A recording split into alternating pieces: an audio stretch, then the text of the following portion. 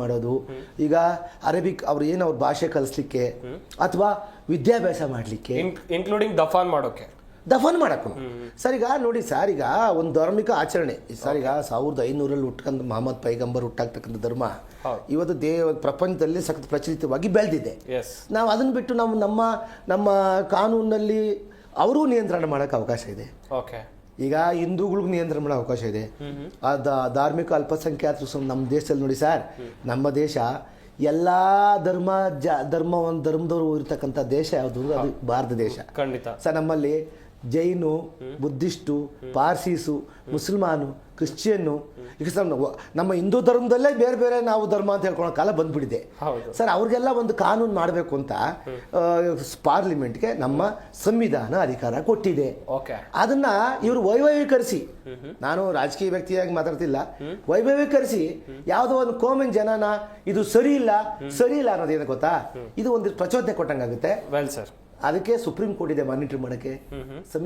ಅಸಂವಿಧಾನಿಕ ಕಾನೂನುಗಳನ್ನ sir supreme court ನೇರವಾಗಿ ಅದನ್ನ ಅಸಿಂಧುಗೊಳಿಸೋ power ಇದೆ. ಹಂಗಿದ್ದಾಗ ಯಾಕೆ ಇವರು ಸಂಸತ್ ಚರ್ಚೆ ಮಾಡಕ್ಕೆ ಬಿಡುದಿಲ್ಲ?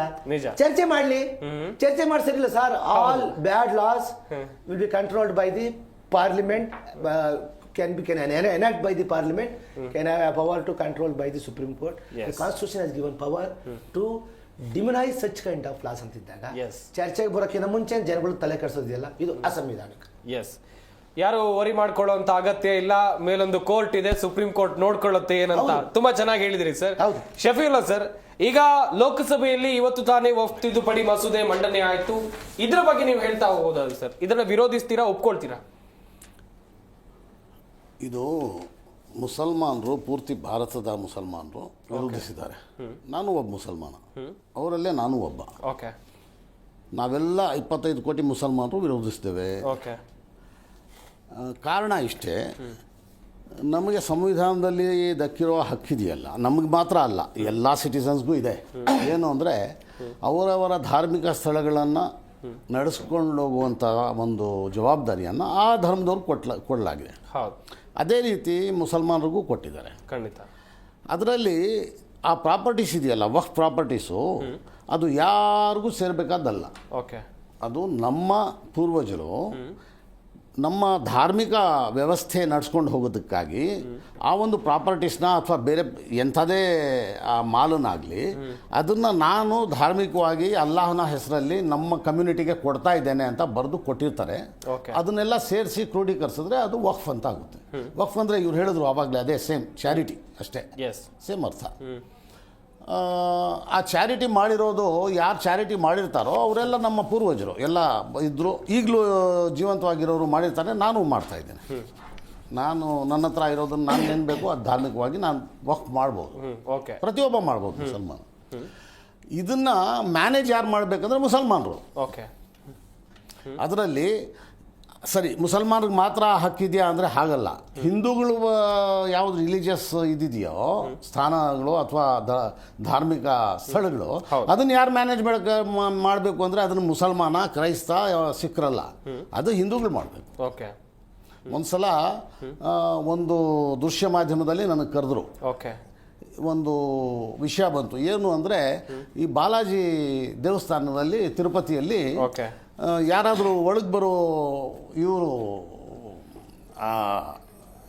ಧಾರ್ಮಿಕವಾಗಿ ಬರ್ತಾರಲ್ಲ ದೇವಸ್ಥಾನಕ್ಕೆ ಭಕ್ತರು, ಅವರಲ್ಲಿ ಯಾರಾದರೂ ಹಿಂದೂಗಳು ಬಿಟ್ಟು ಮುಸಲ್ಮಾನರಿದ್ದರೆ ಒಂದು ಮುಚ್ಚಳಿಗೆ ಬರೆದುಕೊಟ್ಟು ಬರಬೇಕು, ಈ ಒಂದು ದೇವ್ರ ಮೇಲೆ ನನಗೆ ನಂಬಿಕೆ ಇದೆ ಅಂತ ಒಂದು ಕಾನೂನು ತಂದು ಅದಕ್ಕೆ ಡಿಬೇಟಿಗೆ ನನಗೆ ಕರೆದ್ರು.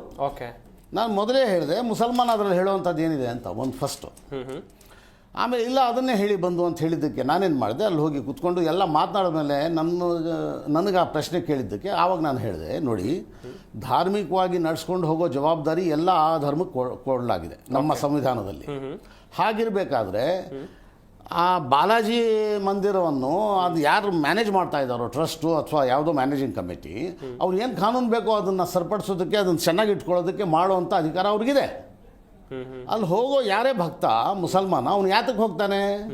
ಅವ್ರು ಹೇಳಿರೋ ಮುಚ್ಚಳಿಗೆ ಬರೆದು ಕೊಟ್ಟು ಹೋಗಲಿ, ಇಲ್ದಿದ್ರೆ ಅವ್ನು ಯಾಕೆ ಹೋಗಬೇಕು ಅಂದೆ ನಾನು. ಈ ಒಂದು ಆ್ಯಟಿಟ್ಯೂಡ್ ಇರಬೇಕು ಎಲ್ಲ ನಮ್ಮ ನಾಗರಿಕರಲ್ಲಿ. ಹೌದು. ಮುಸಲ್ಮಾನರಿಗೆ ಸಂಬಂಧಪಡ್ತಾನೆ ಅದನ್ನ ಇಂಟರ್ಫಿಯರ್ ಮಾಡುವಂಥದ್ದು ಆಟಿಟ್ಯೂಡು ಸರ್ಕಾರ ತಂದುಕೊಂಡಿದ್ರೆ ನಾಗರಿಕರು ಏನು ಪರವಾಗಿಲ್ಲ ಬಿಡಿ ಅದೇನು ಅನ್ನುವಂಥ ಇದು ಇರಬಾರ್ದು. ಯಾತಕ್ಕೆ ಅಂದರೆ ಸಂವಿಧಾನನೇ ಎಲ್ರಿಗೂ ಹಕ್ಕು ಕೊಟ್ಟಿದೆ, ಮುಸಲ್ಮಾನರಿಗೂ ಹಕ್ಕಿದೆ. ಅದು ಮುಸಲ್ಮಾನರಿಗೆ ಧಾರ್ಮಿಕ ಇನ್ನೊಂದೇನು ಗೊತ್ತಾ, ಯಾವುದೇ ವಕ್ಫ್ ಪ್ರಾಪರ್ಟಿ ಧರ್ಮದಲ್ಲಿ ಇರುವ ಒಂದು ಅಂಶ, ಅದು ಧಾರ್ಮಿಕವಾದದ್ದು. ಏನು ಅಂದರೆ ನಾನು ಸತ್ತೋದ ಮೇಲೆ ನಮಗೆಲ್ಲ ದೇವ್ರ ಮೇಲೆ ನಂಬಿಕೆ ಇರೋರು ಮುಸಲ್ಮಾನರು, ಹಿಂದೂಗಳಲ್ಲೂ ಇದ್ದಾರೆ ಬೇಕಾದಷ್ಟು. ಅಲ್ಲಿ ದೇವ್ರ ಮೇಲೆ ನಂಬಿಕೆ ಇಟ್ಕೊಂಡು ನಾವು ಸತ್ತ ಮೇಲೆ ದೇವ್ರ ಎದುರುಗಡೆ ನಾವು ಹೋಗ್ತೀವಿ ಅಂತ ನಾವೆಲ್ಲ ನಂಬಿದ್ದೇವೆ. ಅಲ್ಲಿ ಹೋದಾಗ ನಾನಿಲ್ಲಿ ಪ್ರಾಪರ್ಟಿ ನನ್ನ ಮಕ್ಕಳಿಗೆ, ನಮ್ಮ ಹೆಂಡತಿಗೆ, ಇನ್ನೊಬ್ಬರಿಗೆ ಬಿಟ್ಟು ಹೋಗಿರೋದ್ರಲ್ಲಿ ಸ್ವಲ್ಪ ಪ್ರಾಪರ್ಟಿ ಅಲ್ಲಾಹನ ಹೆಸರಲ್ಲಿ ಬಿಟ್ಟು ಹೋಗಿದ್ರೆ ಅದು ನಾನು ತೀರೋದ ಮೇಲೆ ಸಾವಿರಾರು ವರ್ಷ ಅದು ಅದರ ಒಂದು ಪುಣ್ಯ ನನಗೆ ದಕ್ಕುತ್ತೆ ಅಂತ ನಮ್ಮ ಎಲ್ಲ ಮುಸಲ್ಮಾನರಿಗೆ ಅದರಲ್ಲಿದೆ ನಂಬಿದ್ದೇವೆ. ಈ ನಂಬಿಕೆ ಪ್ರಕಾರ ಕೊಟ್ಟಿರುವಂಥ ಪ್ರಾಪರ್ಟೀಸ್ ಅದು ಧಾರ್ಮಿಕವಾದ ವಿಷಯ. ಆಮೇಲೆ ಕಾನ್ಸ್ಟಿಟ್ಯೂಷನ್ಲಿ ಸ್ಪಷ್ಟವಾಗಿದೆ, ಯಾವುದೇ ಧಾರ್ಮಿಕ ಪ್ರಾಪರ್ಟಿ ಆಗಲಿ ಮೇಂಟೈನ್ ಮಾಡುವಂಥ ಅಧಿಕಾರ ಎಲ್ರಿಗೂ ಇದೆ ಅಂತ ನಮಗೂ ಇದೆ. ಮೈನಾರಿಟಿ ಸೆಕ್ಷನ್ ಆರ್ಟಿಕಲ್ 26 ಅಲ್ಲಿ ಸ್ಪಷ್ಟವಾಗಿದೆ. ಇದು ಆರ್ಟಿಕಲ್ಗೂ ವಿರುದ್ಧ, ನಮ್ಮ ಸಂವಿಧಾನಕ್ಕೂ ವಿರುದ್ಧ ಇವ್ರು ತರ್ತಾ ಇರೋ ವಕ್ಫ್ ಬಿಲ್ಲು. ಮುಸಲ್ಮಾನರಿಗೆ ಯಾರಿಗೂ ಬೇಕಿಲ್ಲ. ಆಮೇಲೆ ತಯಾರು ಮಾಡಿರೋದು ಯಾರು? ಒಬ್ಬ ಮುಸಲ್ಮಾನನು ಇಲ್ಲ ತಯಾರು ಮಾಡಿರೋದ್ರಲ್ಲಿ. ಇವರೇ ಸೇರ್ಕೊಂಡು ಥಿಂಕ್ ಟ್ಯಾಂಕ್ ಮಾಡ್ಕೊಂಡು ನಾಗ್ಪುರದಲ್ಲಿ ತಯಾರು ಮಾಡಿ ತಂದು ಇಟ್ಬಿಟ್ಟು ತೋರಿಸ್ತಾ ಇದ್ದಾರೆ. ಮುಸಲ್ಮಾನರು ಬೇಡ ಅಂದ್ರೂ ಅವ್ರ ತಲೆ ಮೇಲೆ ಹೇರ್ತಾ ಇದ್ದಾರೆ. ಈ ಕಿರಣ್ ರಿಜಿಜು ಮಿಸ್ಲೀಡ್ ಮಾಡ್ತಾ ಇದ್ದಾರೆ, ರಾಷ್ಟ್ರಕ್ಕೆ ಮಿಸ್ಲೀಡ್ ಮಾಡ್ತಾ ಇದ್ದಾರೆ, ಪಾರ್ಲಿಮೆಂಟ್ಗೆ ಮಿಸ್ಲೀಡ್ ಮಾಡ್ತಾ ಇದ್ದಾರೆ.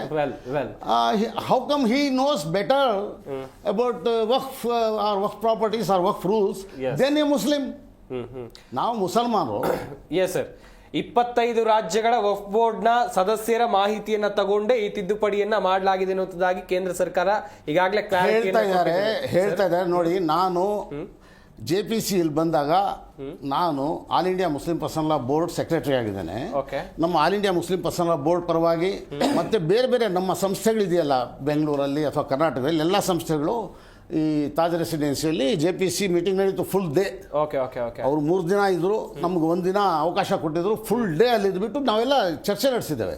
44 ಅಮೆಂಡೆಡ್ ಇದ್ದಿದೆಯಲ್ಲ ಅಮೆಂಡ್ಮೆಂಟ್ಸು, ಅದ್ರ ಬಗ್ಗೆ ಕೂತ್ಕೊಂಡು ನಾವೆಲ್ಲ ಸುಮಾರು 15 ದಿನ ಎಲ್ಲ ಚರ್ಚೆ ನಡೆಸಿದ್ದೇವೆ. ಯಾವ ಅಮೆಂಡ್ಮೆಂಟು ಮುಸ್ಲಿಮ್ಸ್ ಪರ ಅಥವಾ ನಮ್ಮ ಧಾರ್ಮಿಕ ಪರ ಅಥವಾ ನಮ್ಮ ವಕ್ಫ್ ಪ್ರಾಪರ್ಟೀಸ್ ಕಾಪಾಡೋದಕ್ಕೆ ಅದರಲ್ಲಿಲ್ಲ. ಸರ್ಕಾರ ಹೆಂಗ್ ಒಳ್ಕೊಬೇಕು ಆ ಪ್ರಾಪರ್ಟೀಸ್ನ ಅಂತ ಇದೆ.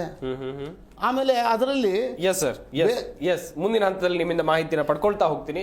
ವಕ್ಫ್ ತಿದ್ದುಪಡಿ ಮಸೂದೆ ಮಂಡನೆ ವಿಚಾರವಾಗಿ ನಾವು ಚರ್ಚೆಯನ್ನ ಮಾಡ್ತಾ ಹೋಗ್ತಾ ಇದ್ವಿ. ಪರ ವಿರೋಧ ಚರ್ಚೆಗಳಾಗೋದು ಸರ್ವೇ ಸಾಮಾನ್ಯ. ಯಾವುದೇ ಒಂದು ಹೊಸ ಕಾಯ್ದೆ ಅಥವಾ ಮಸೂದೆ ಅಂಗೀಕಾರ ಆಗುವಂತ ಸಂದರ್ಭದಲ್ಲಿ, ಮಂಡನೆ ಆಗುವಂತ ಸಂದರ್ಭದಲ್ಲಿ ವಿರೋಧಿಸೋರು ವಿರೋಧಿಸ್ತಾನೆ ಇರ್ತಾರೆ. ಆದ್ರೆ ಇದರಲ್ಲಿ ಒಳ್ಳೆ ಅಂಶಗಳಿವೆಯಾ ಅಥವಾ ಯಾರಿಗೋ ಒಂದ್ ಕಡೆಯಲ್ಲಿ ಅನ್ಯಾಯ ಆಗತ್ತೆ ಅಂತಿದಾರಲ್ಲ, ಏನೋ ಅನ್ಯಾಯ, ಅದೇ ವಿಚಾರವಾಗಿ ಚರ್ಚೆಯನ್ನ ಮಾಡ್ತಾ ಹೋಗೋಣ. ಮೂರ್ತಿ ಸರ್ ಅವರನ್ನ ಮಾತನಾಡಿಸೋಣ. ಮೂರ್ತಿ ಸರ್, ಈಗ ಮುಸ್ಲಿಂ ಮುಖಂಡರು ಹೇಳಿದ್ರು ವಕ್ಫ್ ಆಸ್ತಿ ಅವರದ್ದೇ ಧರ್ಮದವರು ಆಡಳಿತವನ್ನ ನಡೆಸಬೇಕು, ಅವರದ್ದೇ ಧರ್ಮಕ್ಕೆ ಲಾಭ ಹೋಗಬೇಕು, ಒಪ್ಪುವಂತ ವಿಚಾರ. ಯಾಕಂತ ಹೇಳಿದ್ರೆ ಇತ್ತ ಹಿಂದೂ ಧರ್ಮ, ಕ್ರಿಶ್ಚಿಯನ್ ಧರ್ಮ ಅಥವಾ ಬೇರೆ ಬೇರೆ ಧರ್ಮಗಳನ್ನ ನೋಡ್ತಾ ಹೋಗೋದಾದ್ರೆ ಅವರ ಧಾರ್ಮಿಕತೆ ವಿಚಾರಕ್ಕೆ ಸಂಬಂಧಿಸಿದಂತೆ ಆ ಪ್ರಾಪರ್ಟಿಗಳನ್ನ ಅವರೇ ಆಡಳಿತ ಮಾಡ್ತಾರೆ. ಆದ್ರೆ ಇಲ್ಲೊಂದು ಧಾರ್ಮಿಕ ದತ್ತಿ ನಿಧಿ ಇಲಾಖೆ ಅಂತಿದೆ ಸರ್. ದೇವಸ್ಥಾನಗಳ ಹುಂಡಿ ಹಣ ಈಗ ಬೇರೆ ಬೇರೆ ಯೋಜನೆಗಳಿಗೆ ಹೋಗುತ್ತೆ, ಅದು ಸರಿನಾ ಎನ್ನುವುದಾಗಿ ತುಂಬಾ ಜನ ಪ್ರಶ್ನೆ ಮಾಡ್ತಾರೆ ಸರ್. ಈ ವಿಚಾರವಾಗಿ ಹೇಳ್ತಾ ಹೋಗೋದಾದ್ರೆ ಸರ್, ನೋಡಿ, ಈಗ ವಕ್ಫ್ ಕ್ರಿಯೇಟ್ ಮಾಡೋದು ನಮ್ಮ ಲೀಡರ್ ಅವರು, ನಮ್ಮ ಅಣ್ಣವ್ರು ಹೇಳ್ದಂಗೆ ವಕ್ಫ್ ಕ್ರಿಯೇಟ್ ಮಾಡೋದೇ ನಮ್ಮ ಜನಾಂಗದವ್ರ ಅನುಕೂಲ ಆಗಲಿ ಅಂತ. ಆ ವಕ್ಫ್ನ ಕ್ರಿಯೇಟ್ ಮಾಡೋದು ಅಂದ್ರೆ ಏನು? ಕ್ರಿಯೇಟ್ ಮಾಡೋದು ಅಂದರೆ ಒಂದು ಯಾವುದೋ ಒಬ್ಬರ ಹತ್ರ 100 ಎಕರೆ ಜಮೀನು ಇರ್ತದೆ, ಹೆಂಡತಿ ಮಕ್ಕಳಿಗೆಲ್ಲ ದಾನ ಮಾಡಿ ಒಂದು 25 ಎಕರೆ ಜಮೀನು ನನ್ನ ಧರ್ಮ ಉಪಯೋಗ ಆಗಲಿ. ಯಾವ ರೀತಿ? ಧರ್ಮ ಅಭಿವೃದ್ಧಿಗೆ, ವಿದ್ಯಾಭ್ಯಾಸಕ್ಕೆ, ಅಲ್ಲಿರ್ತಕ್ಕಂಥ ಅವ್ರಿಗೆ ಅನುಕೂಲ ಆಗಲಿ ಅಂತೇಳಿ ಇದು ಈ ಥರ ನಡ್ಕೊಂಡು ಹೋಗ್ತಾ ಇರ್ತದೆ. ಅದನ್ನ ತಪ್ಪು ಅಂತ ನಾವು ಹೇಳಕ್ ಬರೋದಿಲ್ಲ. ಅದು ಧಾರ್ಮಿಕ ವಿಚಾರಣೆ, ಅದು ಧರ್ಮಕ್ಕೆ ಸಂಬಂಧಪಟ್ಟ ವಿಚಾರ ಸರ್. ಆದರೆ ನೀವು ಈ ಟೈಮಲ್ಲಿ ಹಿಂದೂ ದೇವಸ್ಥಾನದ ಸಂಪಾದನೆ ಆಗೋ ಹಣನ ಹಿಂದೂಗಳು ಮಾತ್ರ ಖರ್ಚು ಮಾಡಿ ಹೇಳಕ್ಕೆ ಬರೋದಿಲ್ಲ, ಅದು ಅಸಂವಿಧಾನಿಕ. ನಾನು ಯಾಕೆ ಹೇಳ್ತೀನಿ ಅಂದರೆ, ನೋಡಿ ಸರ್, ಹಿಂದೂ ಧರ್ಮದಲ್ಲಿ ಹಿಂದೂ ಧರ್ಮದ ದೇವಸ್ಥಾನದಲ್ಲಿ ಉತ್ಪತ್ತಿ ಆಗೋ ಹಣನ ಕಲ್ಯಾಣ ರಾಜ್ಯಕ್ಕೆ ಖರ್ಚು ಮಾಡಲಿ, ಅದು ಯಾವುದೇ ತಪ್ಪಲ್ಲ. ಅದು ಅಲ್ಲ, ಅದು ಮಾಡ್ತಿದ್ದಾರೆ ಸರ್. ನಾನು ಬರ್ತೀನಿ ಸರ್, ವಿಷಯಕ್ಕೆ ಬರ್ತೀನಿ. ಇಲ್ಲಿ ಪಾಯಿಂಟ್ ಬಂದಿರೋದು ಏನು ಗೊತ್ತಾ? ಇಲ್ಲಿ ನಮ್ಮ ಸನ್ಮಾನ್ಯ ವಿರೋಧ ಪಕ್ಷದ ಆನರಬಲ್ MPಸ್ಗಳಿಗೆ, ಸನ್ಮಾನ್ಯ ಆನರಬಲ್ ರಾಜ್ಯಸಭಾ ಮೆಂಬರ್ಸ್ಗೆ ತಿದ್ದುಪಡಿ ಮಾಡೋಕ್ಕೆ ಏನು ತಿದ್ದುಪಡಿ ಮಾಡೋಕ್ಕೆ ಹೋಗ್ತಿದ್ದಾರೆ ಅಂತ ಒಂದು ಕಾಮನ್ ಸೌಜನ್ಯ ಇಲ್ಲ. ಓಕೆ. ಏನಂದರೆ ಅಲ್ಲಿ ಪ್ರಾಪರ್ಟಿ ಕೆಲವು ಮಿಸ್ಯೂಸ್ ಆಗ್ತಿದ್ದಾವೆ. ಓಕೆ. ಅಂಥ ಪ್ರಾಪರ್ಟಿಗಳನ್ನ ಸರ್ಕಾರ ನಿಯಂತ್ರಣ ಮಾಡಲಿಕ್ಕೆ ಸರ್, ಈಗ ಮುಸ್ಲಿಂ ಅವ್ರಿಗೆ ವಿರುದ್ಧ ಸರ್ ಮಾತಾಡ್ತೀನಿ ಸರ್, ಮುಸ್ಲಿಂ ಅವ್ರ ವಿರುದ್ಧವಾಗಿ ನಾವೇನಲ್ಲೇ ಬಿಲ್ ಆಕ್ಟ್ ಪಾಸ್ ಮಾಡ್ತಿಲ್ಲ, ಮುಸ್ಲಿಮರ ಧರ್ಮಕ್ಕೆ ವಿರುದ್ಧವಾಗಿ ಬಿಲ್ ಆಕ್ಟ್ನ ಪಾಸ್ ಮಾಡ್ತಿಲ್ಲ. ಆ ವರ್ಕ್ ಪ್ರಾಪರ್ಟಿ ಅಂದರೆ ದತ್ತಿ ದಾನವಾಗಿ ಬಂದಿರ್ತಕ್ಕಂಥ ಪ್ರಾಪರ್ಟಿ ಸರ್. ದಾನ ನೋಡಿ ಸರ್, ದಾನ ಕೇವಲ ನಮ್ಮ ಸಾಹೇಬ್ರು ಹೇಳ್ದಂಗೆ ಕೇವಲ ಯಾರೋ ದುಡ್ಡಿರೋ ದಾನ ಮಾಡೋಗಿಲ್ಲ, ಸರ್ಕಾರ ದಾನ ಕೊಟ್ಟಿದೆ. ಓಕೆ. ರಾಜ್ಯಗಳು ದಾನ ಕೊಟ್ಟಿದ್ದಾರೆ. ಆ ಒಂದು ವಕ್ಫ್ ಬೋರ್ಡ್ಗೆ ವಕ್ಫ್ ಅನ್ನೋ ಒಂದು ಏನು ಸಂಸ್ಥೆ ಇದೆ, ಧಾರ್ಮಿಕ ದತ್ತಿ ಅಂತ ಕರೆಯೋಣ ಅದನ್ನು ಸರ್. ಹಿಂದೂ ಧಾರ್ಮಿಕ ದತ್ತಿ ಅಂತ ಹೆಂಗೆ ಕರಿತೀರೋ ನೀವು, ಅದನ್ನ ಮುಸ್ಲಿಂ ಧಾರ್ಮಿಕ ದತ್ತಿ ಅಂತ ಕರೀರಿ, ತಪ್ಪಾಗೋದಿಲ್ಲ. ಇದು ಅನ್ಕಾನ್ಸ್ಟಿಟ್ಯೂಷನ್ ಅಲ್ಲ. ಅಂತ ಪ್ರಾಪರ್ಟಿಗಳು ನಮ್ಮ ಭಾರತ ದೇಶದಲ್ಲಿ ಲಕ್ಷಾಂತರ ಪ್ರಾಪರ್ಟಿ, ಕೋಟ್ಯಾಂತರ ಪ್ರಾಪರ್ಟಿಗಳಿದ್ದಾವೆ. ಅದರಲ್ಲಿ ಕೆಲವೆಲ್ಲ ಸರಿಯಾಗಿ ನಿಯಂತ್ರಣಕ್ಕೆ ಬಂದಿಲ್ಲ. ಅಂದ್ರೆ ಏನಂದ್ರೆ ಅವರು ಮುಸ್ಲಿಂ ವಿರೋಧಿ ಕಾನೂನಲ್ಲ ಬರ್ತಿರೋದೀಗ ತಿದ್ದುಪಡಿ ಕಾನೂನು. ಮುಸ್ಲಿಮರ ಪ್ರಾಪರ್ಟಿಗಳನ್ನ, ಮುಸ್ಲಿಮರ ದಾನ ದತ್ತಿ ಪ್ರಾಪರ್ಟಿಗಳನ್ನ ಸರಿಯಾಗಿ ಬೋರ್ಡ್ಗಳಲ್ಲಿ ಕೆಲವು ಸಲ ಮುತಾವಲಿ ಅಂತ ನೇಮಕ ಮಾಡಿರ್ತಾರೆ, ಕೆಲವು ಬೋರ್ಡ್ ಚೇರ್ಮನ್ ಅಂತ ಮಾಡಿರ್ತಾರೆ. ಅವರು ಕೆಲವು ಸಲ ಅದನ್ನ ಮಿಸ್ಯೂಸ್ ಮಾಡ್ಕೊಂಡಿರೋದು ಉಂಟು. ನೋಡಿ ಸರ್, ಇಲ್ಲಿ ಒಂದು ಸಾರಿ ಇಲ್ಲಿ ಒಬ್ಬ ಎಲ್ಲರೂ ಭ್ರಷ್ಟಾಚಾರಿಗಳಲ್ಲ, ಎಲ್ಲರೂ ಸಾಚಾರಿಗಳಲ್ಲ. ಹಂಗೆ ಎಲ್ಲ ಧರ್ಮದಲ್ಲೂ ಕೆಲವು ಸರಿ ಧಾರ್ಮಿಕ ಒಂದು ಧರ್ಮದಿಂದ ಮಿಸ್ಯೂಸ್ ಆಗಿದ್ದು ಇದೆ. ಅದನ್ನ 95ನೇ ಕಾನೂನು 95ರಲ್ಲಿ ಬಂದಿತ್ತು, 2013 ತಿದ್ದುಪಡಿ ಆಯ್ತು. ಅವಾಗ ಏನಿರಲಿಲ್ಲ. ನೋಡಿ ಸರ್, ಈ ದೇಶದಲ್ಲಿ ಯಾವುದೋ ಒಂದು ಬೇರೆ ಪಕ್ಷ ಏನೇ ಕಾನೂನು ತಂದ್ರು ಅದು ಸಂವಿಧಾನಿಕ, ಅದೇ ಬೇರೆ. ಸರ್, ಈಗ ನಂಬರ್ ಗೇಮು. ಈಗ ಪಾರ್ಲಿಮೆಂಟ್ ಅಲ್ಲಿ ಎಲೆಕ್ಷನ್ ಗೆದ್ದು ಅಧಿಕಾರಕ್ಕೆ ಬಂದು ಅದು ಕೆಲವರು ಮ್ಯಾನಿಫೆಸ್ಟೋನ ಜನ ಕಲ್ಯಾಣಕ್ಕೋಸ್ಕರ ಕಾನೂನು ತರ್ತಾರೆ. ಆ ಚರ್ಚೆ ಮಾಡ್ಲಿಕ್ಕೆ ಅವಕಾಶ ಇದೆ. ಒಂದ್ ವೇಳೆ ಕಾನೂನು ಸರಿ ಇಲ್ಲ ಅಂದ್ರೆ ಸುಪ್ರೀಂ ಕೋರ್ಟ್ ಹೋಗಿ ತಾವು ಚಾಲೆಂಜ್ ಮಾಡ್ಬೋದು. ನಮ್ಮ ಈ ಕಾರ್ಯಕ್ರಮದಲ್ಲಿ ರಾಜಕೀಯ ವಿಶ್ಲೇಷಕರಾಗಿರುವಂತಹ ಅರವಿಂದ್ ಅವರು ಕೂಡ ಜಾಯ್ನ್ ಆಗಿದ್ದಾರೆ. ಸರ್ ನಮಸ್ಕಾರ, ಕಾರ್ಯಕ್ರಮಕ್ಕೆ ಸ್ವಾಗತ. ಸರ್, ಸಾಕಷ್ಟು ವಿಚಾರಗಳ ಕುರಿತು ಚರ್ಚೆ ಆಗ್ತಾ ಇತ್ತು. ಇವತ್ತು ಲೋಕಸಭೆಯಲ್ಲಿ ಮಂಡನೆಯಾದಂತಹ ವಕ್ಫ್ ತಿದ್ದುಪಡಿ ಮಸೂದೆ ವಿಚಾರವಾಗಿ ಹೇಳ್ತಾ ಹೋಗೋದಾದ್ರೆ ಸರ್, ನಿಮ್ಮ ಅಭಿಪ್ರಾಯ? ಸಭೆ ಸಾಮಾನ್ಯ ಪರ ವಿರೋಧ ಚರ್ಚೆಗಳು ವ್ಯಕ್ತವಾಗೋದು, ವಿರೋಧಿಸಬೇಕಾ, ಒಪ್ಕೊಳ್ಬೇಕಾ, ಹೇಗೆ ಸರ್? ಬ್ರಾಡ್ಲಿ ಅವ್ರು ಏನು ತರ್ತಾ ಇದ್ದಾರೆ ಅದರಲ್ಲಿ ಒಂದು ರಿಕ್ವೈರ್ಮೆಂಟ್ ಇತ್ತು. ಇವನ್ ಅಪೋಸಿಷನ್ ಲೀಡರ್ ಮಾತಾಡಿರೋದು, ಅಸ್ಸಾಮಿಂದ ಒಬ್ರು MP ಮಾತಾಡಿರೋದು ನಾನು ಕೇಳಿಸ್ಕೊಂಡೆ. ಅವರು ಕೂಡ ಹೌದು ಅಮೆಂಡ್ಮೆಂಟ್ ಬೇಕಾಗಿದೆ ಅನ್ನೋದ್ರ ಬಗ್ಗೆ ಎರಡನೇ ಮಾತಿಲ್ಲ ಅಂತ ಅವರು ಹೇಳಿದ್ರು. He was part of the JPC also. Not only is MP, he was part of the joint parliamentary committee. ಆದರೆ ಅವ್ರದ್ದು ಒಂದಷ್ಟು ಆಕ್ಷೇಪಗಳಿದ್ವು. ಆ ಒಂದು ಮೈನರ್ ಆಕ್ಷೇಪಗಳು ಅವ್ರು ಏನು ಹೇಳ್ತಾ ಇದ್ರು ಅದರಲ್ಲಿ ನನಗೂ ಕೂಡ ಒಪ್ಪಿಗೆ ಇತ್ತು. ಬಟ್ ಬ್ರಾಡ್ಲಿ ನಮಗೆ ಅಮೆಂಡ್ಮೆಂಟ್ ಬೇಕಿತ್ತು, ಅದರ ಬಗ್ಗೆ ಎರಡನೇ ಮಾತಿಲ್ಲ. ನನ್ನ ಪ್ರಾವಿಷನ್ ಏನಿದೆ ಅಂತಂದರೆ, ಮುಸ್ಲಿಂ ಬಂಧುಗಳಾಗಲಿ ಇಲ್ಲ ಅದರ ವಕ್ಫ್ ಪರವಾಗಿ ಮೊದಲಿನ ವಕ್ಫ್ ಪರವಾಗಿ ಮಾತಾಡೋರಾಗಲಿ ಇದರಲ್ಲಿ ಏನು ಎಕ್ಸ್ಟ್ರಾ ಕಾನ್ಸ್ಟಿಟ್ಯೂಷನಲ್ ಪವರ್ ಏನು ಕೊಟ್ಟಿದ್ದಾರೆ, ನಮ್ಮ ಜುಡಿಷಿಯಲ್ ನ್ಯಾಚುರಲ್ ಜಸ್ಟಿಸನ್ನು ಮೀರಿ ಏನು ಕೊಟ್ಟಿದ್ದಾರೆ ಅದನ್ನು ಹೊಡೆದಾಕಬೇಕು ಅನ್ನೋದ್ರ ಬಗ್ಗೆ ನನಗನ್ಸೋ ಮಟ್ಟಿಗೆ ಮುಸ್ಲಿಮ್ಸ್ ಕೂಡ ಒಪ್ತಾ ಇದ್ದಾರೆ. ಅದರಲ್ಲಿ ಎರಡನೇ ಮಾತಿಲ್ಲ. ಆದರೆ ಅವರ ಲೀಡರ್ಸ್ ಅದನ್ನು ಒಪ್ಕೊಂಡು ಮಿಕ್ಕಿದ್ದು ಫೈನ್ ಪ್ರಿಂಟ್ಸ್ ಇದೆಯಲ್ಲ ಅದ್ರ ಬಗ್ಗೆ ಗಮನ ಕೊಟ್ಟು ಅದರಲ್ಲಿ ಬೇಕಾದಷ್ಟು ಅವರು ಬಾರ್ಗೇನ್ ಮಾಡಿಕೊಂಡು ಕಂಪನ್ಸೇಟಿವ್ ಥಿಂಗ್ಸ್ ಕೇಳ್ಬೋದು. ಅದನ್ನು ಗಮನ ಬಿಟ್ಟು ಇವತ್ತಿಗೆ ಇವರು ಇಲ್ಲ ನೀವು ಪ್ರಾವಿಷನ್ ಅಮೆಂಡ್ಮೆಂಟ್ ಪ್ರಾವಿಷನ್ನೇ ಇಲ್ಲ, ಅದೇಂಗೆ ಅಮೆಂಡ್ಮೆಂಟ್ ಪ್ರಾವಿಷನ್ ಇಲ್ಲ, 1953 ಆಗಿದೆ, 95 ಆಗಿದೆ, 80 ಒಂದು ಬಾರಿ ಅದ್ರ ಬಗ್ಗೆ ಚರ್ಚೆ ಆಗಿದೆ. ಸೊ ಇವರು ಅನ್ನೆಸೆಸರಿ ಥಿಂಗ್ಸ್ ಮೇಲೆ ಕಾನ್ಸಂಟ್ರೇಟ್ ಮಾಡಿ ಕಾಂಗ್ರೆಸ್ ಅವರು ಎಲ್ಲೋ ಒಂದು ಕಡೆ ತಮ್ಮಷ್ಟಕ್ಕೆ ತಾವೇ ದಾರಿ ತಪ್ಪಿಸ್ಕೋತಾ ಇದ್ದಾರೆ ಅನ್ನಿಸ್ತಾ ಇದೆ. ಅದು ನನಗೆ ಬೇಜಾರಾಗ್ತಾ ಇದೆ. ಅವರು ಬೇರೆ ಏನು ಸ್ಟ್ಯಾಂಡ್ಸ್ ಹೇಳ್ತಾ ಇದ್ದಾರೆ ಅದರಲ್ಲಿ ನನಗೊಂದಿಷ್ಟು ಒಪ್ಪಿಗೆ ಕೊಡುವಂತ ವಿಚಾರಗಳು ಇದೆ. ಆದರೆ ದೇರ್ ಸಮ್ವೇರ್ ಅವರು ಎಕ್ಸ್ಟ್ರಾ ಕಾನ್ಸ್ಟಿಟ್ಯೂಷನಲ್ ಪವರ್ ಅನ್ನ ಕಿತ್ತಾಕೋದ್ರ ಬಗ್ಗೆನೇ ಹಿಡ್ಕೊಳ್ಳೋದು ಒಂದು. ಎರಡನೇದು ಅಮೆಂಡ್ಮೆಂಟೇ ತರಕ್ಕಾಗಲ್ಲ ಅನ್ನೋ ಬಗ್ಗೆ ಜಾಸ್ತಿ ಚರ್ಚೆ ಆಗ್ತಾ ಇದೆ, which is actually not the best way of the debate ಅಂತ ಪ್ರಸ್ತುತವಾಗಿ. Firstly I want to tell this, there are lot of other things that I have to tell. Definitely ಇವ್ರ ಪಾಪ ಕೈ ಮಾಡಿದ್ರು, senior person, let him speak out. We will continue discussion in a very fruitful way. Shafiulla sir, ಈಗ ನಿಮ್ಮನ್ನ ದಾರಿ ತಪ್ಪಿಸುವಂತ ಕೆಲಸವನ್ನ ವಿರೋಧ ಪಕ್ಷಗಳು ಮಾಡ್ತಾ ಇವೆ ಎನ್ನುವಂತ ವಿಚಾರವು ದೊಡ್ಡ ಮಟ್ಟದಲ್ಲಿ ಚರ್ಚೆ ಆಗ್ತಾ ಇದೆ. ಕಿರಣ್ ರಿಜಿಜು ಅವರು ಕೂಡ ಇದೇ ವಿಚಾರವನ್ನ ಹೇಳಿದ್ರು. ಈ ಹಿಂದೆ ಸ್ವಲ್ಪ ಹಿಂದಕ್ಕೆ ಹೋಗೋಣ ಸರ್, ಕರ್ನಾಟಕ ರಾಜ್ಯದಲ್ಲಿ ವಕ್ಫ್ ವಿಚಾರವಾಗಿ ಎಷ್ಟೆಲ್ಲ ದೊಡ್ಡ ಹೈಡ್ರಾಮಾಗಳು ನಡೆದು ಹೋಗಿತ್ತು ಅಂತೇಳಿ. ತಲೆತಲಾಂತರದಿಂದ ಅದೆಷ್ಟು ರೈತರು ಕಲಬುರಗಿ, ವಿಜಯಪುರ, ಕಲ್ಯಾಣ ಕರ್ನಾಟಕ, ಉತ್ತರ ಕರ್ನಾಟಕ ಹೀಗೆ ಬೇರೆ ಬೇರೆ ಕಡೆಗಳಲ್ಲಿ ಸರ್ ರೈತರು ತಲೆತಲಾಂತರಗಳಿಂದ ಉಳುಮೆ ಮಾಡಿಕೊಂಡು ಬಂದಂತ ಭೂಮಿಯನ್ನ ವಕ್ಫ್ ಅಂತ ಹೇಳ್ತಾರೆ. ದೊಡ್ಡ ಮಟ್ಟದಲ್ಲಿ ಶಾಕಿಂಗ್ ನ್ಯೂಸ್ ಕೂಡ ಎದುರಾಗುತ್ತೆ ರೈತರಿಗೆ. ಇದೆಲ್ಲವೂ ಕೂಡ ಸರಿ ಅನ್ಸುತ್ತಾ ಸರ್ ನಿಮ್ಗೆ? ನೀವು ಮೊದಲನೇದಾಗಿ ಬಹಳ ಚೆನ್ನಾಗಿ ಹೇಳಿದ್ರಿ, ನಮಗೆಲ್ಲ ದಾರಿ ತಪ್ಪಿಸ್ತಾ ಇದ್ದಾರೆ ಅಂತ. ಹಾಗಾದರೆ ಭಾರತದ 25 ಕೋಟಿ ಮುಸಲ್ಮಾನರು ಬುದ್ಧಿನೇ ಇಲ್ಲ ಅಂತ ಹೇಳ್ದಂಗಾಯ್ತು. ಬೇರೆಯವ್ರು ದಾರಿ ತಪ್ಪಿಸಿದ್ರೆ ಅವ್ರು ಯಾವ ಕಡೆ ಹೋಗಿರುತ್ತೆ ತೋರಿಸ್ತಾರೋ ಆ ಕಡೆ ನಾವು ಹೋಗ್ಬಿಡ್ತೀವಿ ಅಂತ ನೀವು ತಿಳ್ಕೊಂಡಿದ್ದೀರಾ. ಎಷ್ಟು ಬುದ್ಧಿವಂತರು ನೋಡಿ. ಅಲ್ಲ, ಈಗ ದಾರಿ ತಪ್ಪಿಸೋ ಉದ್ದೇಶ ಇದೆ ಅಂತ ಹೇಳಿ ಲೋಕಸಭೆಯಲ್ಲಿ ಚರ್ಚೆ ಆಗ್ತಾ ಇದೆ ಸರ್. ನನ್ನ ಅಭಿಪ್ರಾಯ ನೀವಂದ್ರೆ ನಾನು ಯಾವ ಕಡೆ ಬೊಟ್ಟು ಮಾಡ್ತಾ ಇದ್ದೀನಿ ಅಂದ್ರೆ, ಯಾರ್ಯಾರು ದಾರಿ ತಪ್ಪಿಸ್ತಾ ಇದ್ದಾರೆ ಮುಸಲ್ಮಾನರಿಗೆ ಅಂತ ಇದ್ದಾರೋ ಅರ್ಥ ಏನು? ಮುಸಲ್ಮಾನಿಗೆ ಬುದ್ಧಿ ಇಲ್ಲ, ಹಾಲು ಕುಡಿಯೋ ಮಗು ಯಾವ ಕಡೆ ಹೇಳಿದ್ರೆ ಆ ಕಡೆ ಹೋಗ್ಬಿಡ್ತಾರೆ. ಅಂದರೆ ನಾವೆಲ್ಲ ಜೀವನ ಮಾಡ್ತಾ ಇರೋದು, ಬದುಕೊಂಡು ಬಂದಿರೋದು, ನಮ್ಮ ಹಿರಿಯರೆಲ್ಲ ಬದುಕಿದ್ದು ಎಲ್ಲ ಬುದ್ಧಿನೇ ಇಲ್ದಿರ ಬೇರೆಯವ್ರ ದಾರಿ ತೋರ್ಸಂಗೆ ಬದುಕಿದ್ದು. ಏನಿದೆ ಅರ್ಥ ಏನು? ಈ ರೀತಿ ಇದೆಯಾ? ಆಮೇಲೆ ಪ್ಯೂರ್ಲಿ ಇದಿದೆಯಲ್ಲ ನಮ್ಮ ವಕ್ಫು, ಪ್ಯೂರ್ಲಿ ಇಸ್ಲಾಮಿಕ್ ಐಟಮ್ ಅದು. ಅದು ನಾವು ಸತ್ತೋದ್ರೂ ಅದು ನಡೀತಾ ಇರ್ಲಿ ಅಂತ ನಮ್ಮ ಧಾರ್ಮಿಕ ಅಲ್ಲ ಹೇಳಿದ್ದೀನಿ. ಅಂಥದನ್ನ ವಿಶ್ಲೇಷಣೆ ಮಾಡೋದಕ್ಕೆ ಹೆಂಗೆ ನಡ್ಸ್ಕೊಂಡು ಹೋಗ್ಬೇಕು ಅನ್ನೋದನ್ನ, ಅದನ್ನ ಏನೇನಾಗ್ತಾ ಇದೆ ಅಂತ ಹೇಳೋದಕ್ಕೆ ನಾನು ಇಸ್ಲಾಮಿಕ್ ಜನ ಬೇಕಾ? ಅದಕ್ಕೆ ಇಸ್ಲಾಂನಲ್ಲಿ ಇರೋರಿಗೆ ಗೊತ್ತಾಗಲ್ಲ. 25 ಕೋಟಿ ಮುಸಲ್ಮಾನರು ಯಾರು ಸೊತ್ತಿದೆಯೋ ಅವ್ರಿಗೆ ಗೊತ್ತಾಗಲ್ಲ, ಯಾರಿಗೆ ಗೋಸ್ಕರ ಇದೆಯೋ ಅದು ಅವ್ರಿಗೂ ಗೊತ್ತಾಗಲ್ಲ.